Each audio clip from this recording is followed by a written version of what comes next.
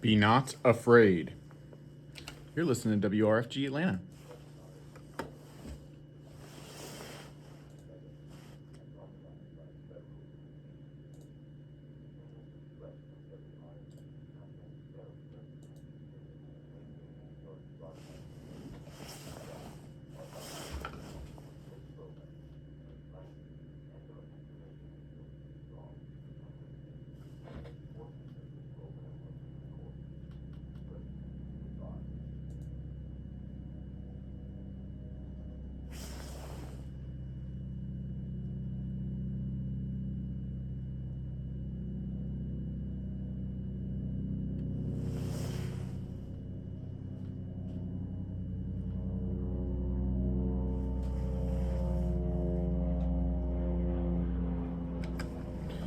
Do do do do do do do do do do do do do do do do do do do do. Hello, everybody. You are listening to Solution Space. My name is Adam Wadley. We are on the beautiful WRFG airwaves, and today we are going to continue a discussion of all things under the sun. The guiding question, as always, for this show: what are we going to do? What are we supposed to do now? And this week, I'm going to be speaking in the beginning about Aaron Bushnell. Feel free and call me up. Let me know if I'm pronouncing that person's name wrong. Of course, this is a call-in show, so if you have your own ideas about what we need to be doing now, or if you start having responses to things that I say, please feel free to dial in. The telephone number here is 404 523 8989. Again, that phone number is 404 523 8989. And this week, I'm going to be starting off with an invocation. I'm going to be doing an invocation which is called, I'm not actually able to pronounce this, so I'm sorry about that. It's something like the Bois Caiman speech. This is a speech which is associated with the Haitian Revolution. So way back in 1791, shortly after the French Revolution, you may be aware, human rights and the rights of man and the cult of the supreme being and all these things, all these wonderful gestures of European Enlightenment values, as we might say today. There was across the pond, across the Atlantic Ocean, not in the land of the living, but in the land of the dead, as was sometimes theorized in some African mythologies. In Haiti, there was a revolution where there was a slave uprising, and the enslaved people, the enslaved black people in Haiti, were able to overthrow, kill a lot of the slave owners, take control of Haiti. And this was, of course, the Second Republic. This was shortly after what is called the American Revolution, aka the Civil War within the British Empire. So we're basically the quote unquote America, is just knockoff British Empire. Everybody knows that. But anyways, we had a Second Republic started down there in Haiti, and actually one of my claims to fame, I was born on the 200th anniversary of the beginning of that slave uprising. Well, I mean the exact date is disputed, but some people will tell you that it started on August 22nd. 1791, so that's exactly 200 years before birthday of this person right here. Anyway, so this timeline is also in dispute, either on August 14th or maybe on August 21st, the day before. It's a little unclear. There was a speech given by somebody named Duddy Boukman, and that's what I'm going to be doing as my invocation today. A little more background on Duddy Boukman.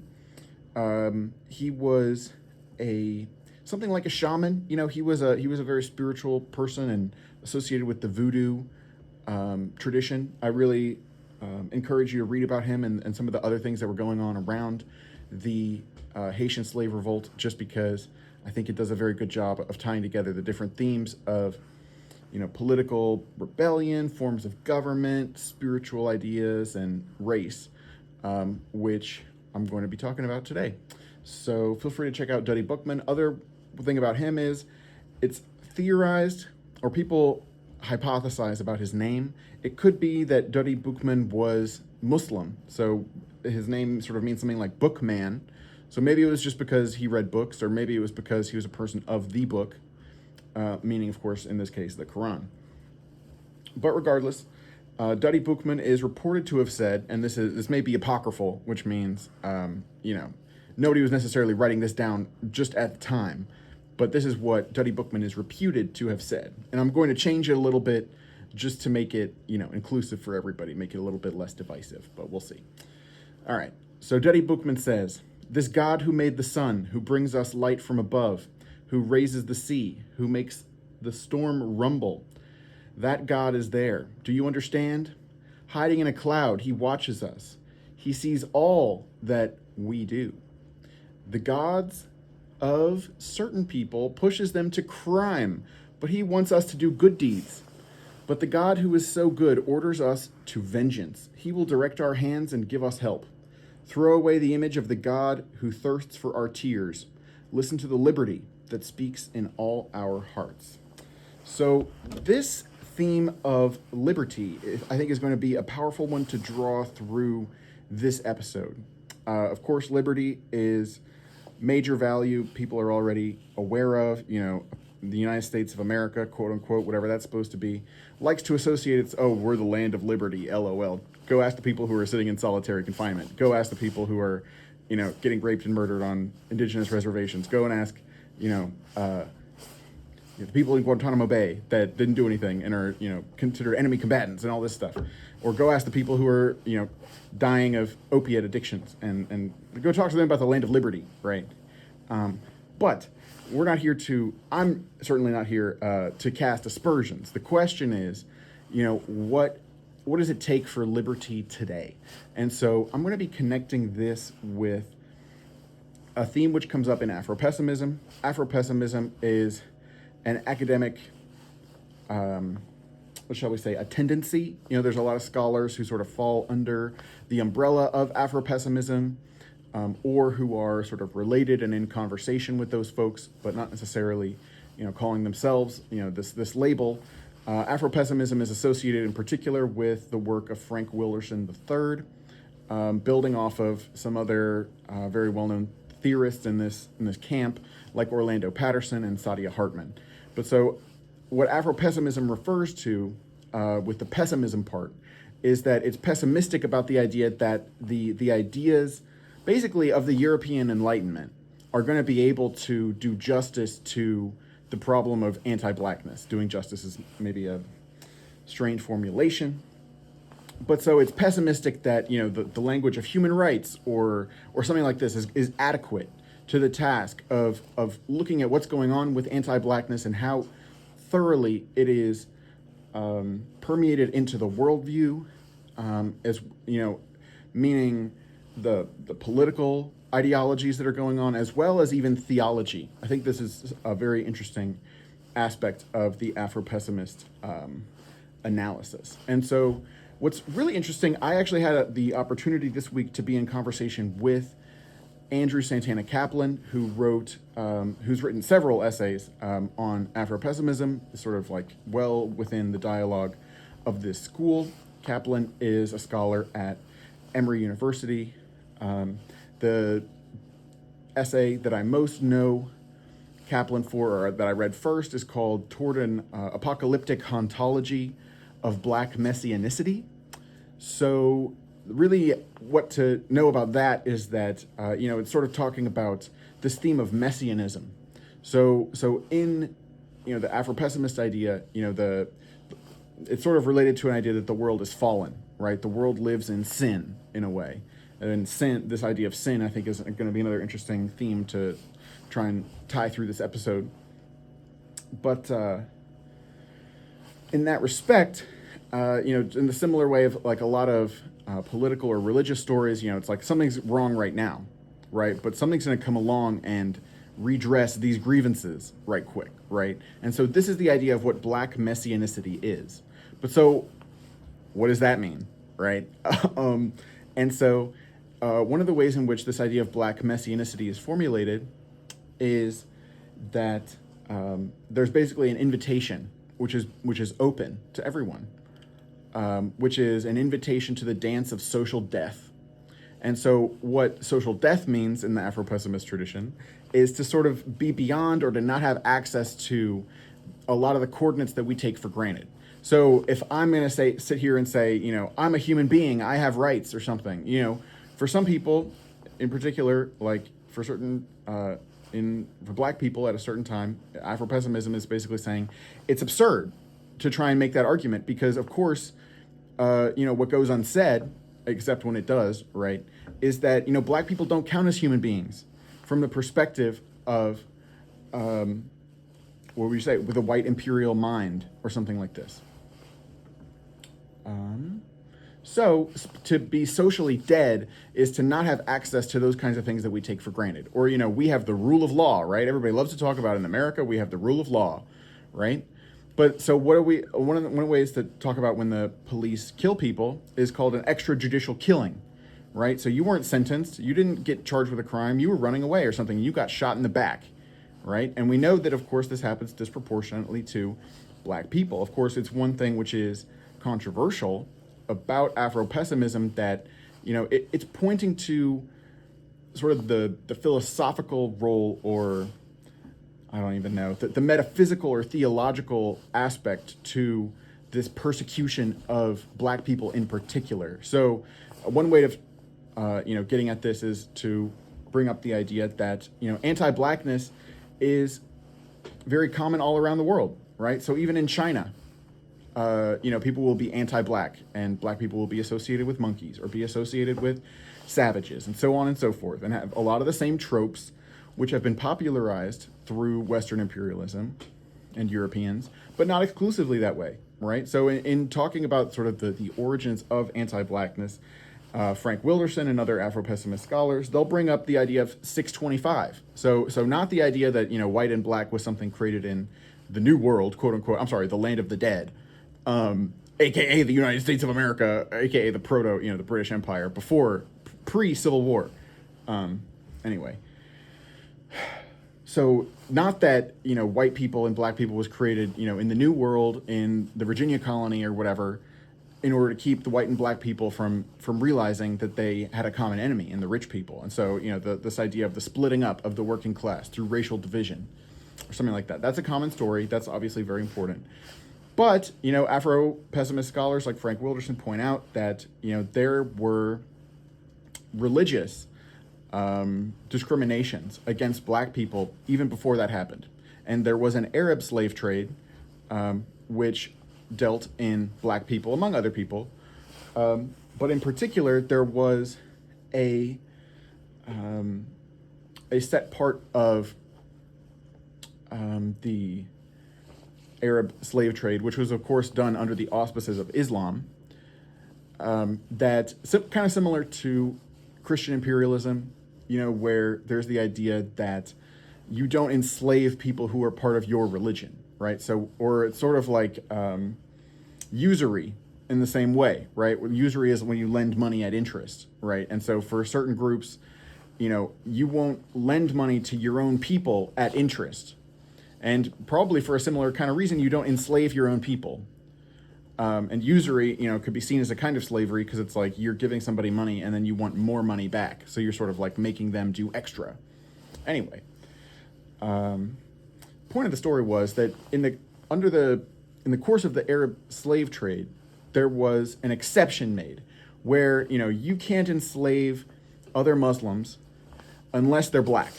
That was the sort of idea. And so that is one of the ways in which blackness and slaveness started to become very inextricably tied together. Even though there had been slavery before, basically there were a number of cultural traditions that have happened over the past 1,500 years or so, which have made an important and indelible imprint on our timeline. This is sort of what is being discussed. And then the other aspect to it, I've only got a few minutes left, is that, or a few seconds left before I've got to play you a PSA here. But something similar happened in Christianity, and this opens up the idea of sin again, because there are, superstitions or myths related to the mark of Cain, as well as the curse of Ham, which have then been applied to black people over time. Unfortunately, I don't have the time to explain that before the break, but stick with us. We will be right back.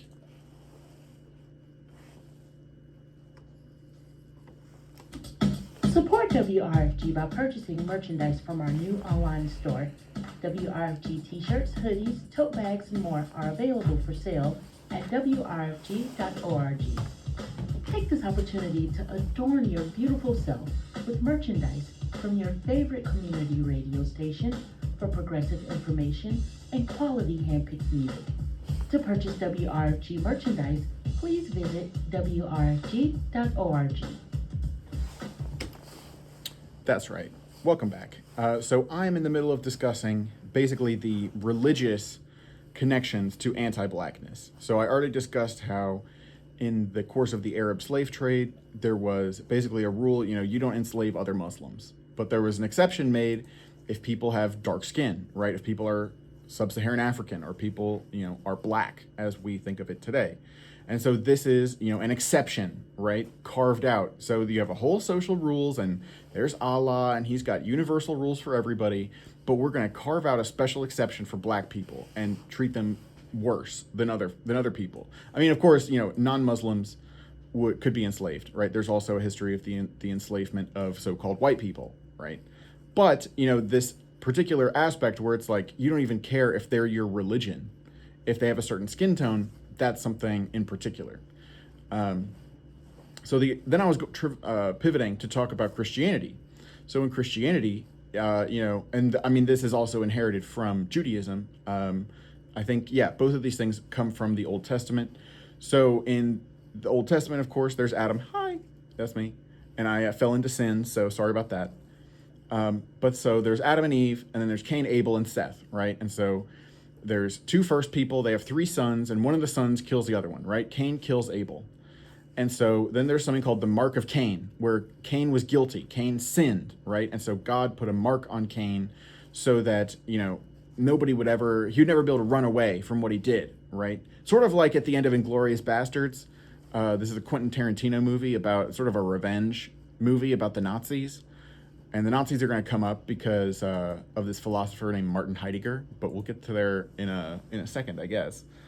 But so at the end of this movie, one of the characters, one of the Nazi guys is getting a deal. He's made a deal with the United States government, and of course, you can look into things like Operation Paperclip and look into how incomplete denazification was, or look into the Gehlen intelligence network. That's GEHLEN. So, the United States did massively cooperate with quote unquote former Nazi forces at the end of World War II. And there's a lot of homologies. Actually, there's even some connections, some disturbing connections between some Jewish supremacists or so-called, Jewish supremacy going on in Israel right now, and ways in which, even some what we'd say radical, Jewish political philosophers or teachers at something called the Eli Academy, even, praise aspects of Hitler's ideology, saying, oh, well, it was wrong that he was against the Jews, but the whole master race thing, people are not necessarily against. So anyway, this idea of complicity with Nazism is something which is, it's certainly something which I'm lingering on right now, in particular because my own grandparents were raised in Nazi Germany. But anyway, we'll get to more of that later.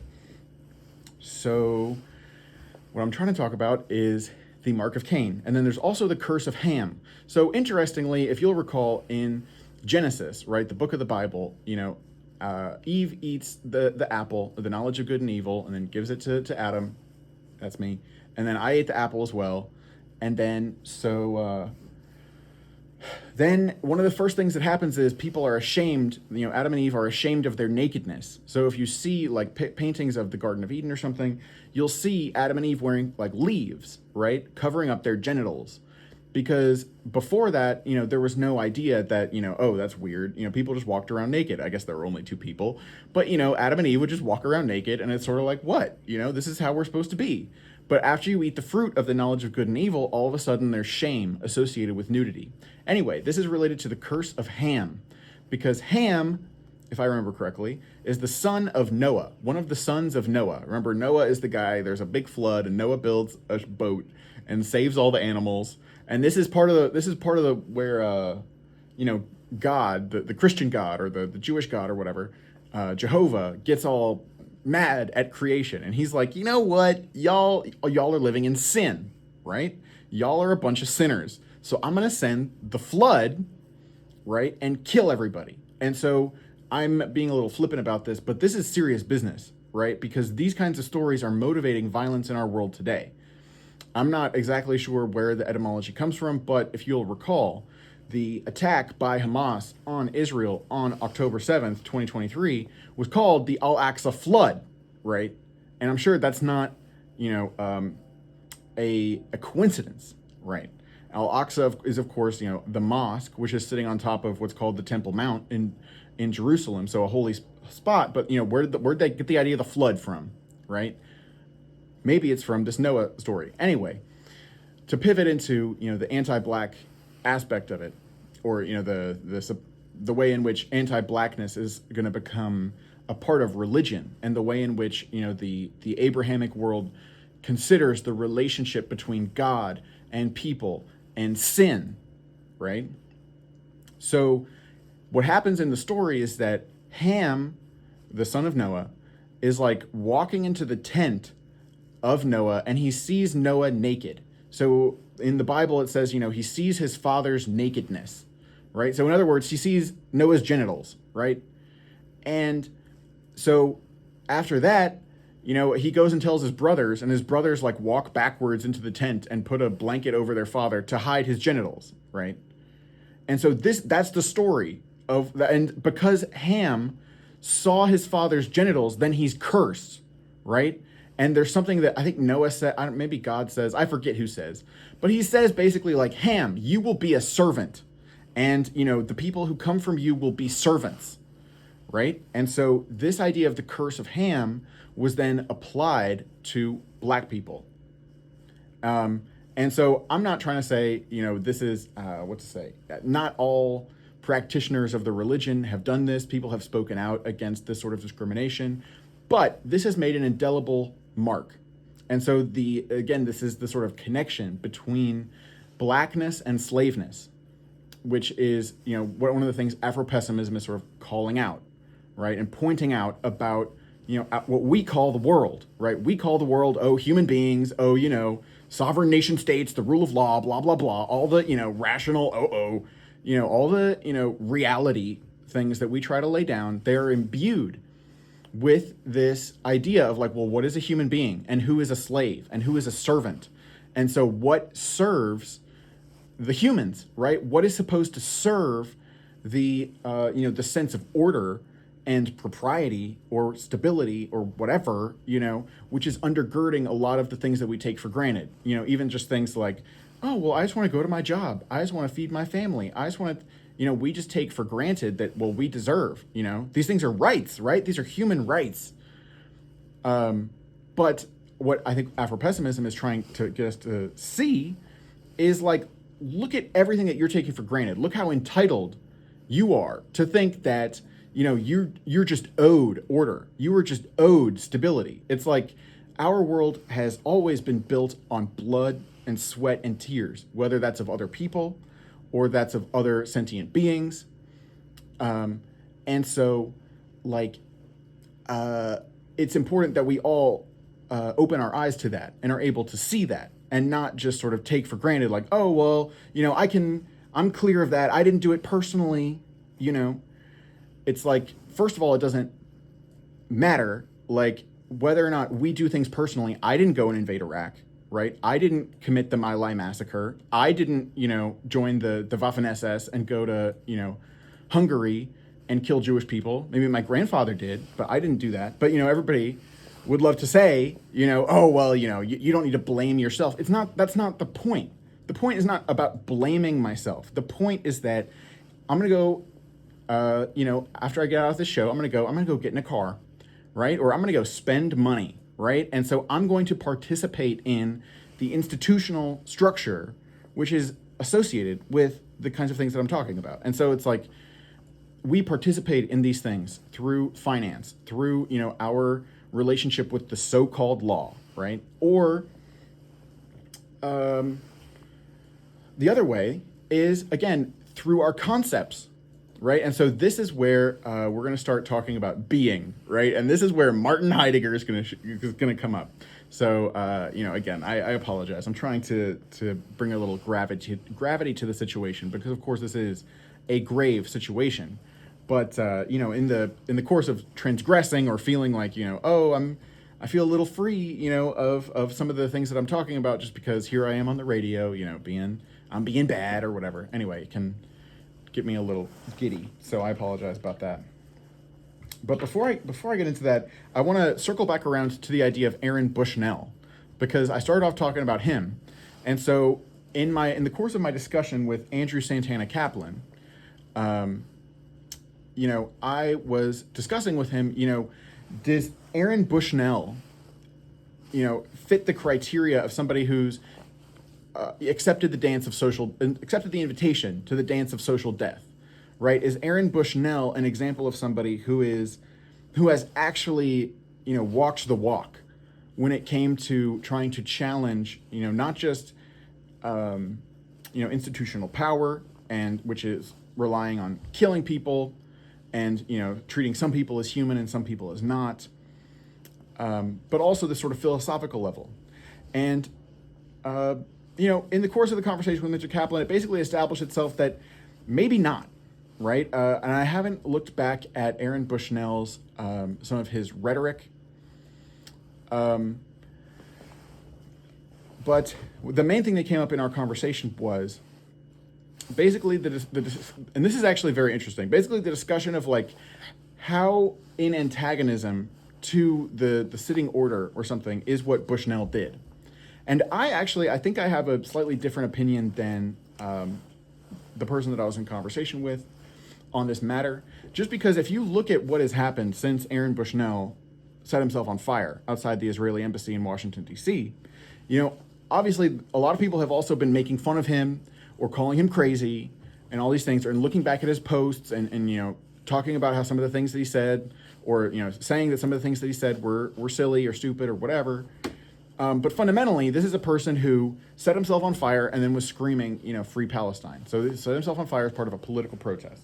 And of course, everybody is very quick to say, regardless of whether, so a lot of people aren't going to condemn it, right? A lot of people will say, this is an important gesture which was made. But of course, everybody's going to tell you this is not something to be emulated, right? This is not something that we should do, right?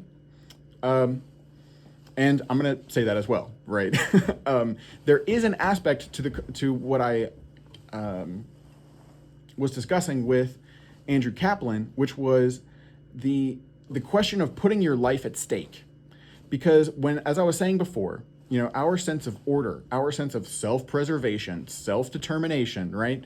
So many of these ideas are bound up with, the routine and the order of a world which is built not only like on kinetic violence, so not just on literally enslaving, raping, killing, burning, bombing, starving, people, right?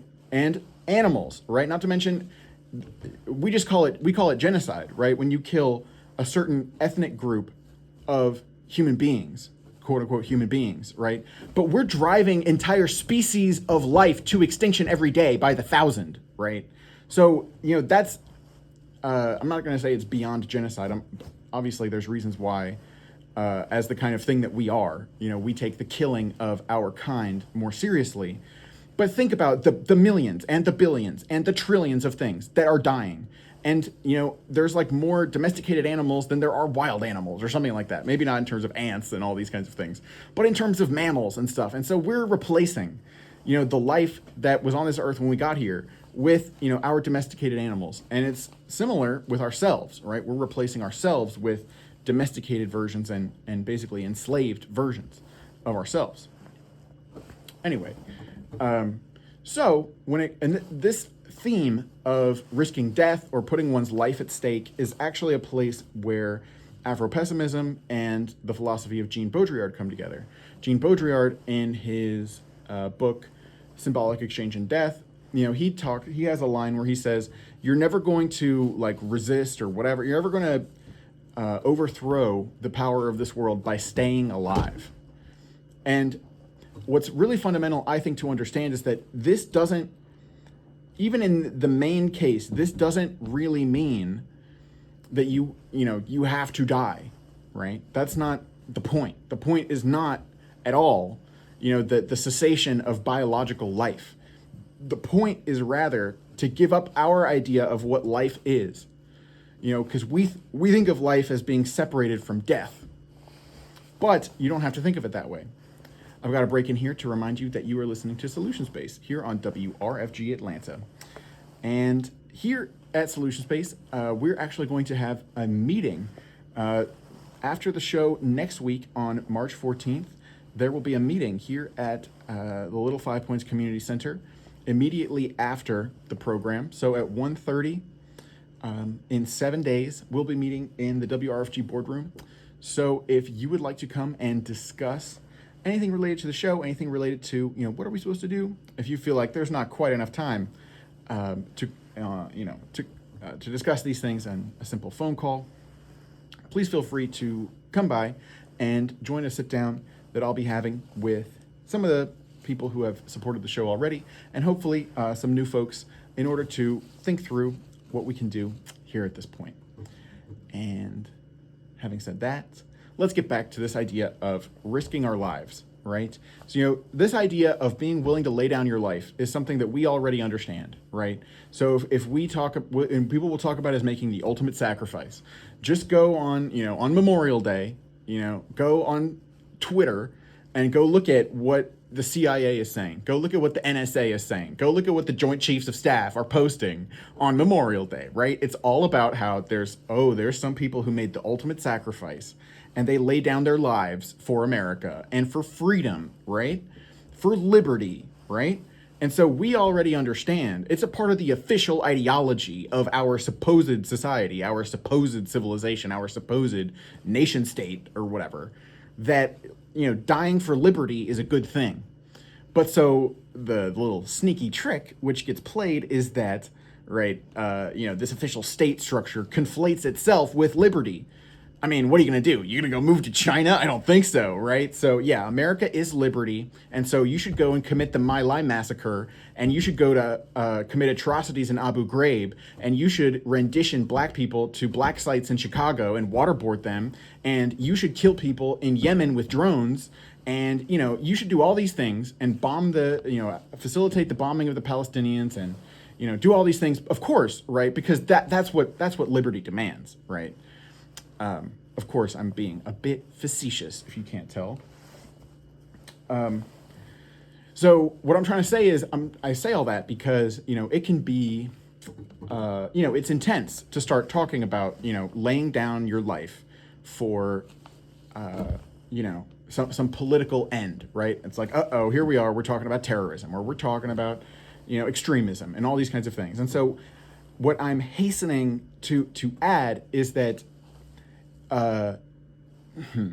it's not so much about life itself, biological life. This is actually a point that Jean Baudrillard makes very clearly when he talks about, how do we even come up with our idea of what biological life is, and the cessation of life.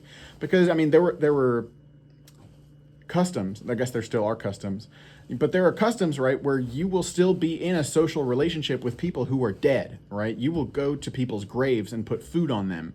Or this idea of, pour one out for the dead homies or the people in jail or whatever. I mean, in a way, being in jail is like being dead, right? Sort of, and these are both sort of similar to being in the hold of the slave ship, right? That's a popular image in Afropessimism.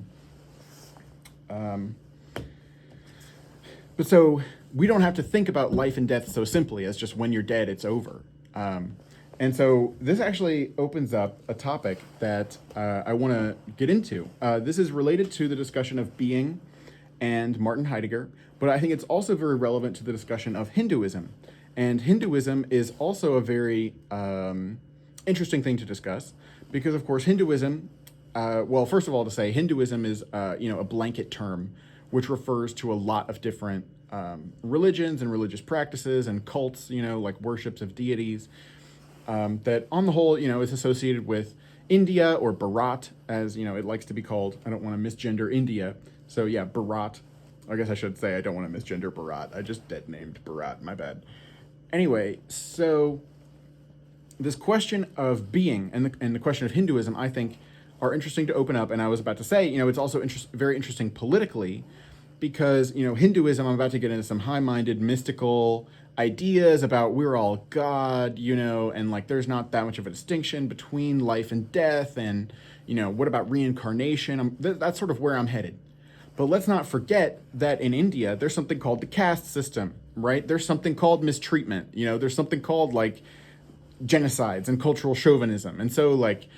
I think from a Western perspective or something like that, it's tempting sometimes, to look at, Buddhism and, Hinduism or, Eastern philosophies, and we sort of think of them as being nicer or something. But there's very similar things going on.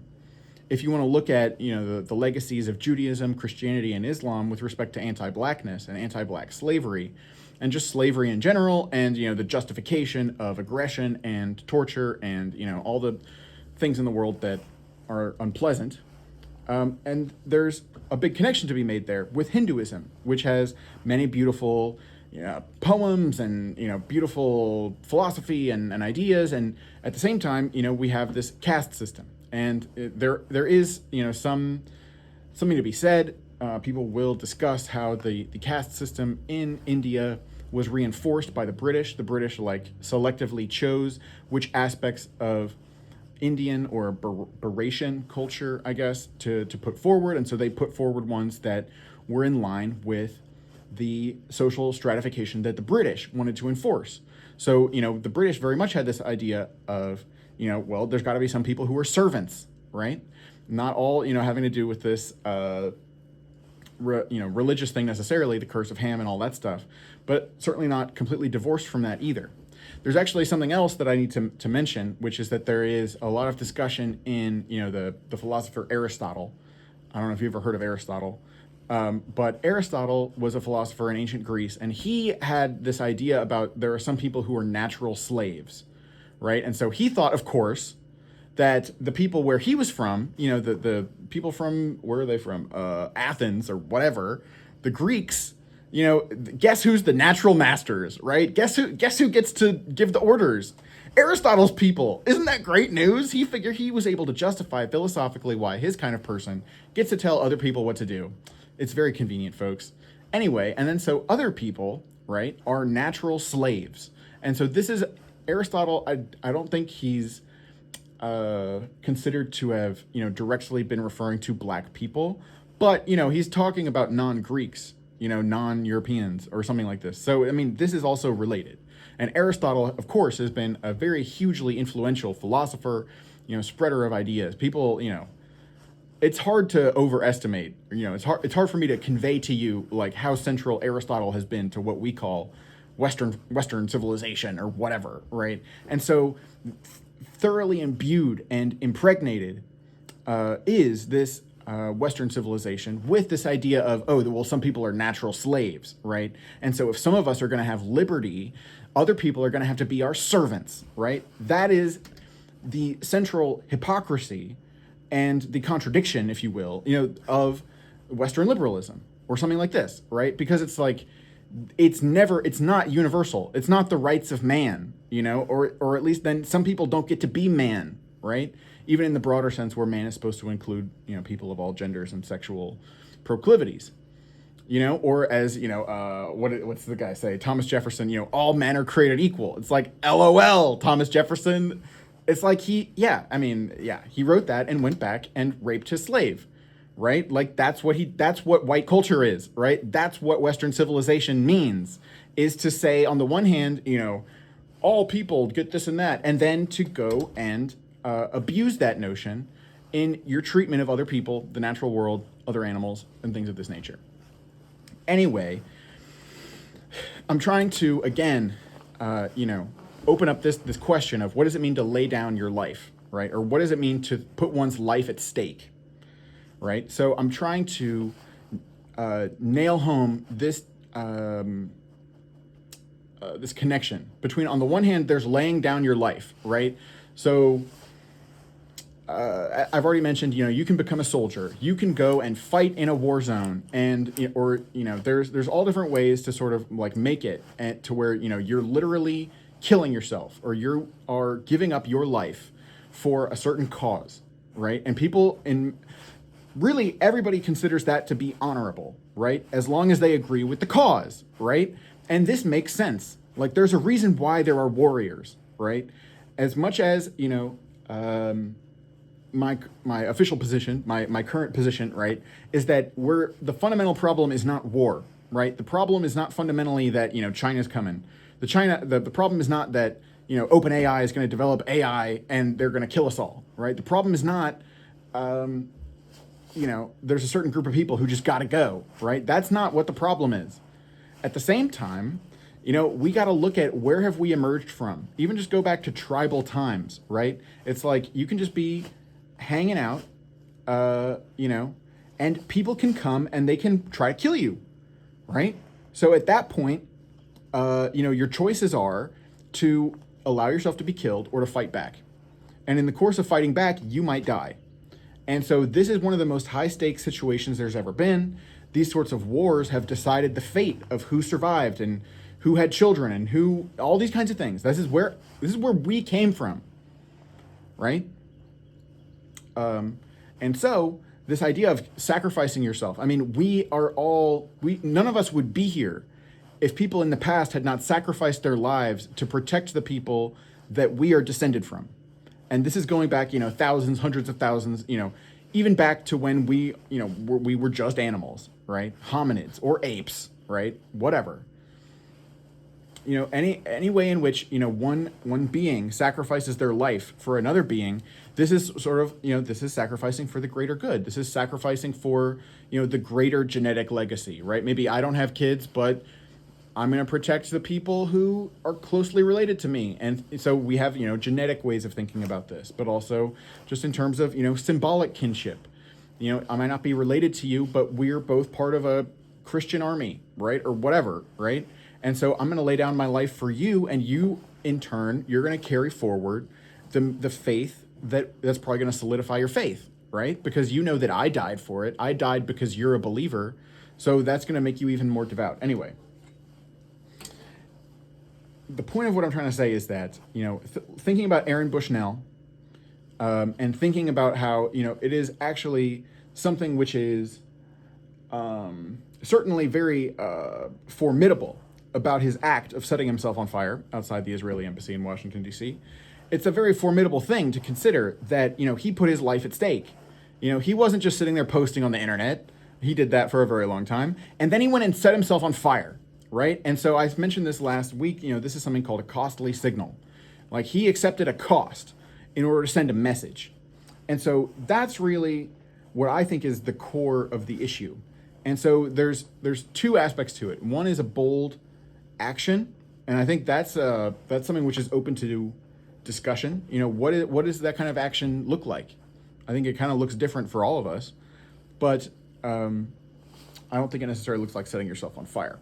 The other side of it, though, is sort of the philosophy behind it, which is like, what is the big, not just putting our life at stake in terms of like sacrificing our life, but taking a hard look at, what are our metaphysical commitments, and what is basically sort of our theology? What is our metaphysics? I already said that, but like, what do we basically think reality is?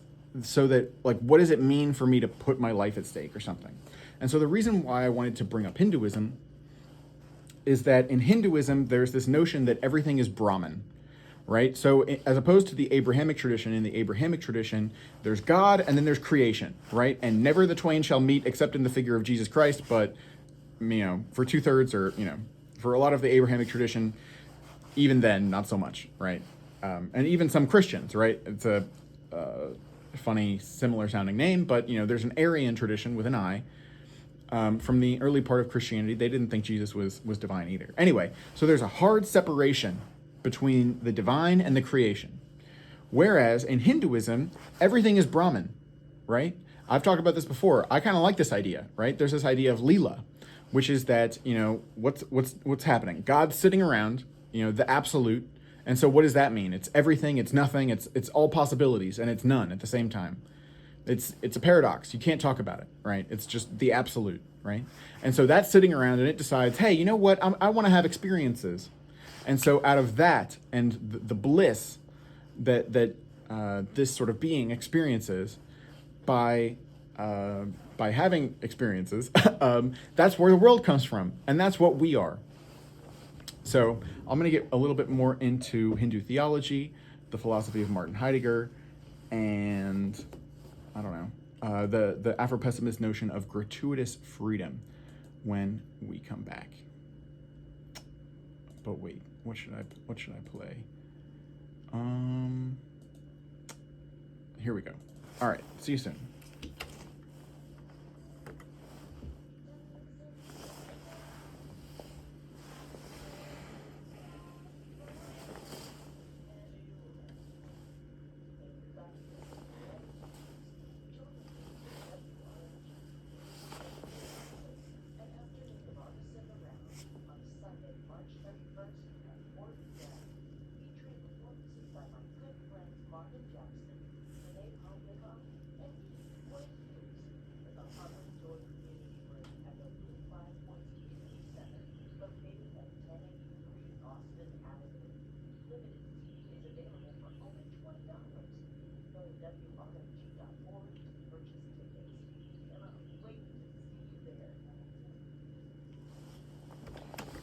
Welcome back. You are listening to Solution Space here on WRFG Atlanta. Don't forget, if you would like to follow up with Solution Space, just head over to wrfg.org/solution-space or search through the schedule for Solution Space, and there you'll find a link to the experimental unit Substack, which I've set up to support the show, and you can get in touch with me that way. Also, don't forget, as I said before, in 1 week, we will be having a sit-down after the show on March 14th, 1:30 at the Little 5 Points Community Center, and you're invited to come and talk about what is to be done.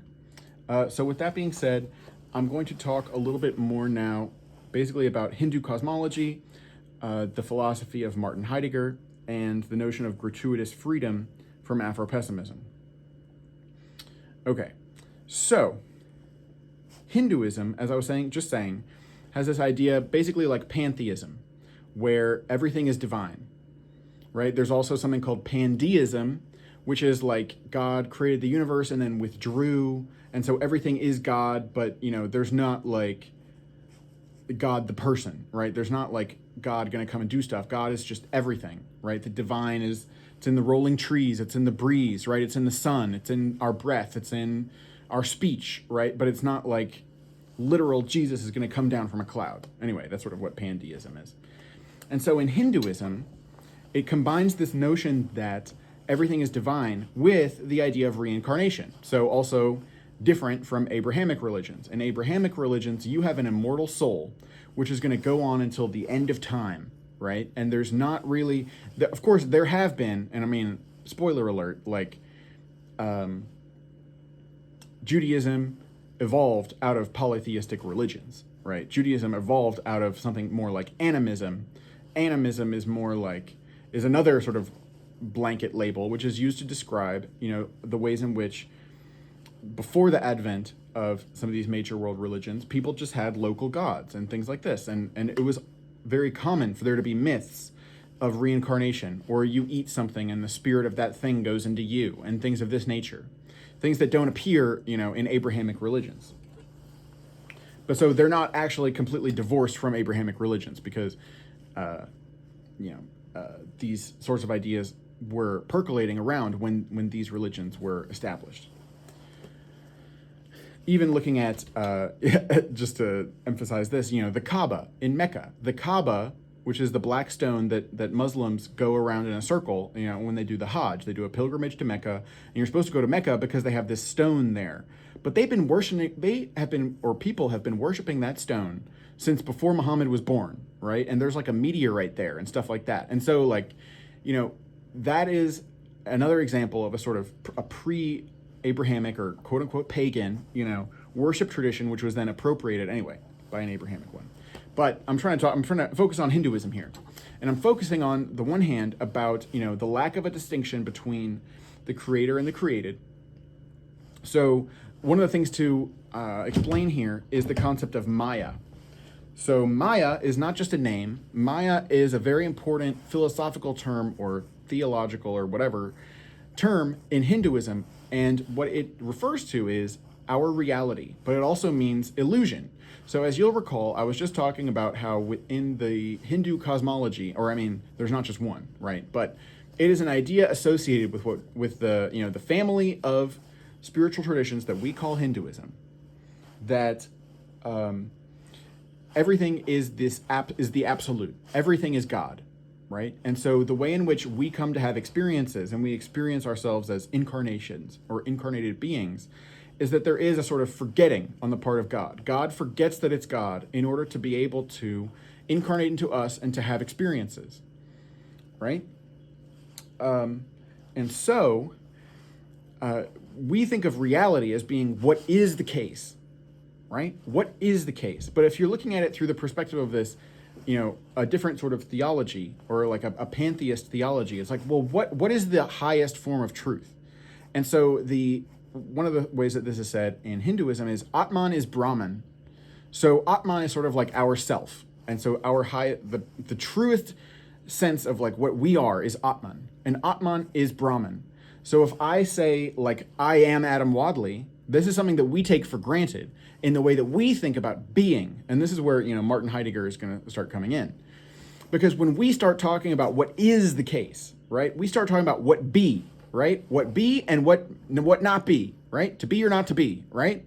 And so this idea of being is fundamental to so much of what we do, right? What is the United States of America, right? And then, thank gosh for Slick Willie, right? Depends on what your definition of is. Am I right or am I wrong, right? Am I, right? But so the point of this is that the alternative lens of Hinduism opens up this idea of seeing that when we talk about what is the case, like that's not as simple as we think that it is, right? America is a country. The American Revolution was started in 1776 or whatever, in the 1775.